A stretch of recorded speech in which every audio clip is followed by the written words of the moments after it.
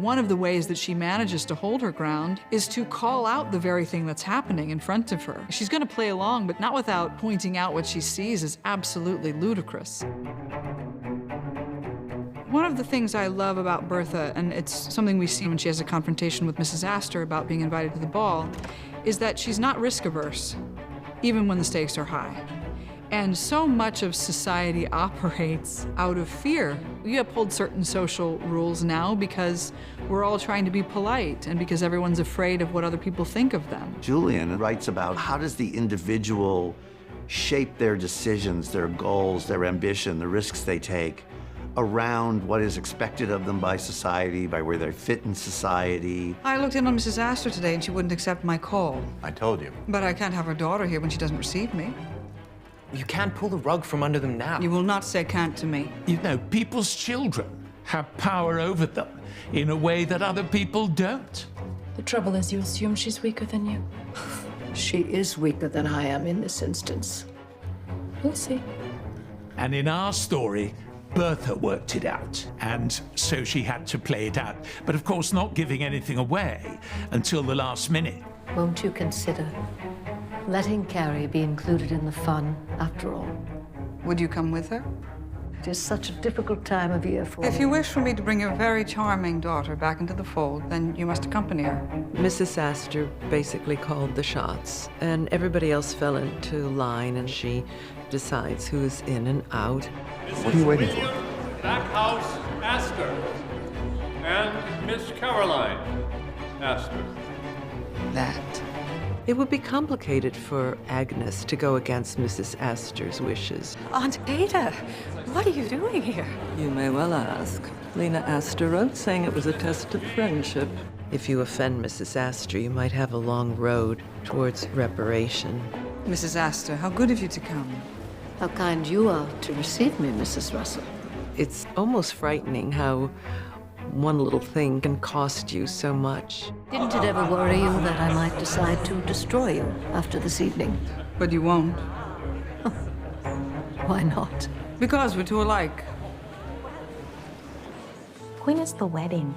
Friday, same day as Mrs. Russell's ball. It's really happening then. Yes. Marion is making a decision that probably isn't the best decision by any measure. Ada takes a really measured, sort of motherly approach to that. Well, something is on your mind. I hope it has nothing to do with Mr. Riggs. Ada is quite wise, as Marion points out a few times, and world-wise. If you want to marry this man, then come out with it. Sit through the argument. Hold to your faith. And if he's right for you eventually, it will come to pass. If she could wave a magic wand and make it not happen, she probably would. But she also knows that she's powerless to stop Marion. Oh, my darling girl. Goodbye. Some could corner Mr. Rakes as being a guy who's only interested in climbing this ladder and proving himself to the world. That he cares about Marion and wants to come to New York to support her and protect her at first, and as the season progresses, then falls in love with her. And I don't think that ever faltered. I love you, Marion. In fact, I don't think I've ever loved you more than I do at this moment.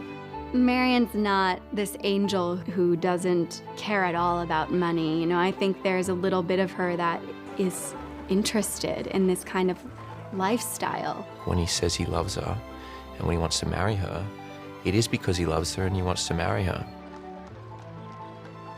It doesn't stop him from still being enthralled and taken by the wealth and the world that is so intoxicating.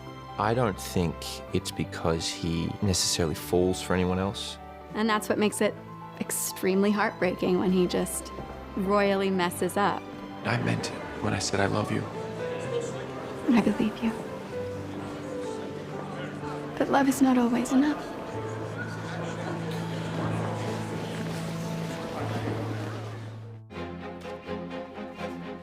Everything before this moment between Peggy and her father felt to me like something that, with enough healing and humility, maybe we'd be surprised what they can get to. I think what's hard about finding out her baby is alive is that feels pretty unforgivable. He stole my child. And all the time he was working and sitting down to dinner with us and living a lie.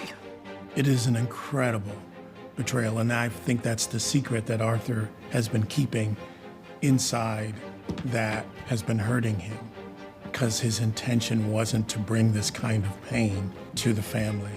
This is my house, and somebody had better answer me. I come back and We know, Father. Know what?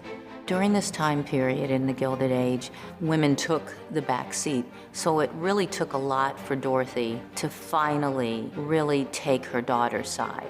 We have proof the boy didn't die.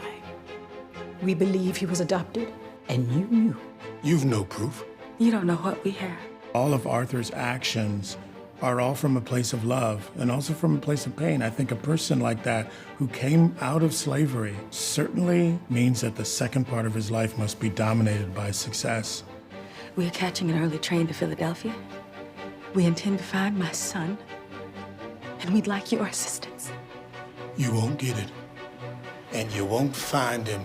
That's where we get to see Dorothy stand up. As a Black mother, that's not something she's gonna allow. Our babies were ripped from us for generations. I think it's exciting to see Dorothy's spine increase in that moment, that's also her breaking point, to say, no, we're taking control of this narrative now. You should be ashamed of yourself. Why? Because I freed our daughter and our grandson from a life of shame? Everything I done was done for Peggy and the boy. I don't want to be free of my own child. It's an awful thing that he did, and the worst choice he could ever make. And there are going to be ramifications from it.